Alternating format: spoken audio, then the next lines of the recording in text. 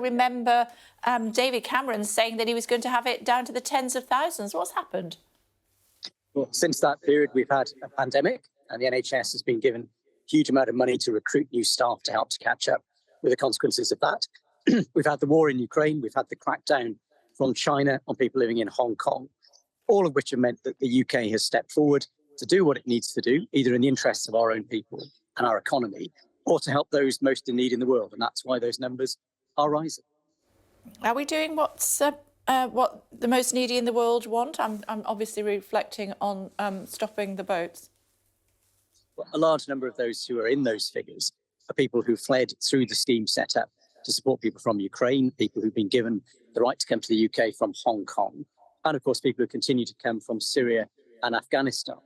And the government's priority, in line with the expectations a lot of the voters have, is that that will be done in a properly managed way. And of course, if we look simply at those people, for example, who are coming here to work, the vast majority of those are coming to work in the NHS and in our care sector, both of which are areas where there's a huge priority to catch up with the consequences of the pandemic and make sure that people have the support and the care that they need.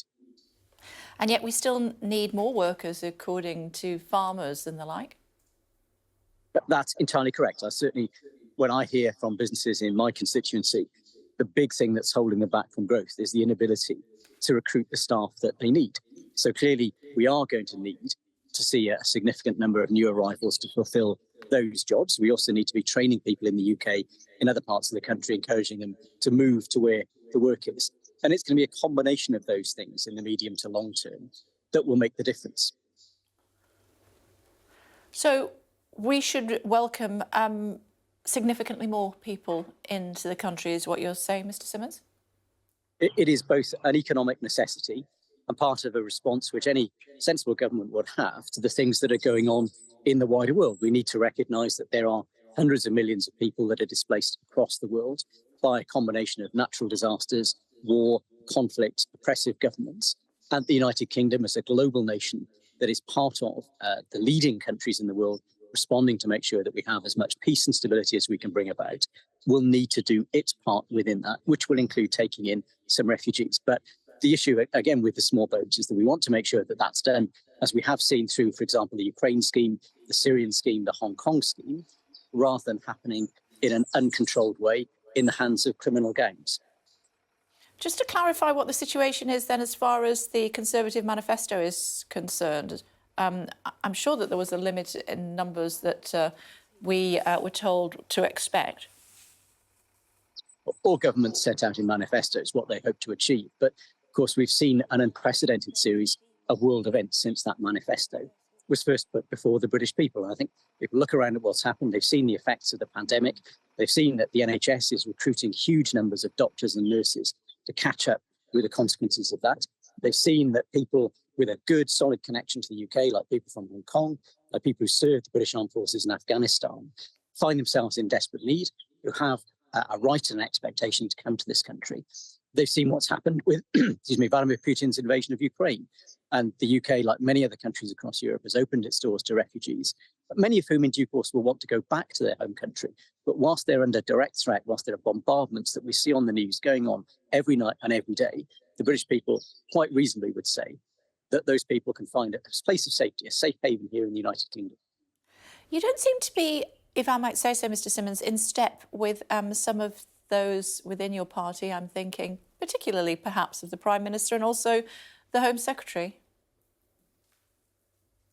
Public opinion varies on immigration. I represent a very diverse constituency where we've seen people coming, finding refuge for generations, and people are very accepting of that. But I fully understand that. Somebody who grew up in the South Wales Valleys, a place that was not very multicultural in the 1980s, that there are people who do have concerns about the impact that that will have on this country. But immigration is a long-term thing. We need to have the flexibility to respond to events that happen in the world, things like wars, like natural disasters, like pandemics, and recognise that the long-term aspiration is about a country which has lower levels of uncontrolled inward migration, but recognising that we need a certain level of inward migration to support our economy and to serve the long-term needs and interests of the British people. Eloquently put, but it doesn't seem that the Home Secretary agrees with you. But the Home Secretary's job is to to deal with these issues day to day. And clearly she's been setting out some strategies in particular to address the problem of small boats coming across the channel, people who are coming here at great risk to themselves in the hands of criminal gangs and traffickers. And whilst it is reasonable to say, let's have a longer term aspiration to bring the levels of migration into the UK down, we need to recognise that we are a country which has a growing population of people who need the care and support of NHS workers. Those people cannot be found in the United Kingdom, they cannot be found in Europe, and therefore we need to go further afield if we are going to fulfil people's needs for care and treatment, and often people's legal rights to care that they have under British law. The Prime Minister, let's talk about him as well. He says he wants to cut migration by half. You're saying that's not what he should be, that's not what his ambition should be at the moment.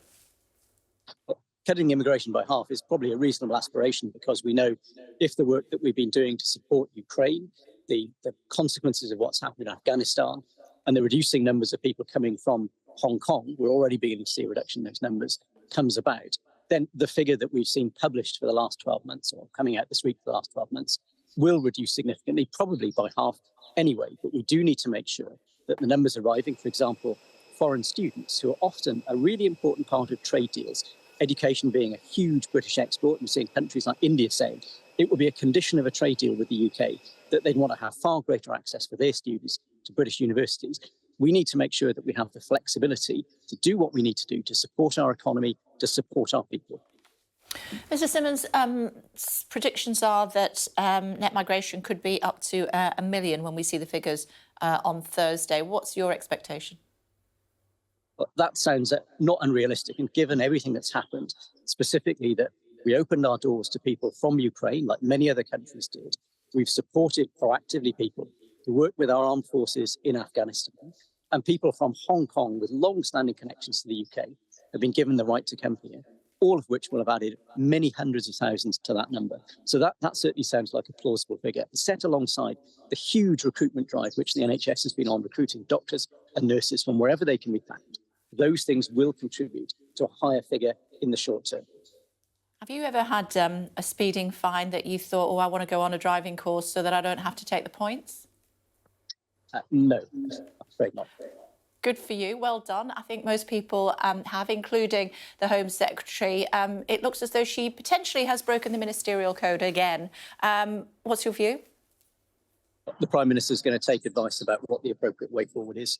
And I trust his judgment. I think he set out very clearly how he intended to deal with issues like this. And once he's got a sense of what the facts are of the matter, I'm sure that he will take a sensible and balanced approach. What's your view? My view is that the facts need to be known. We don't know whether this is a smear campaign based on innuendo or something that really is quite serious. And until we have those facts, it's simply not appropriate to make a statement about the Home Secretary's position.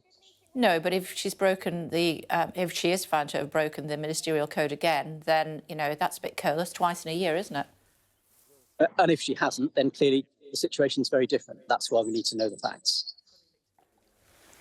But if she has? Well, if she has, yes, indeed, that would be careless. But as I say, we have no idea what's happened here.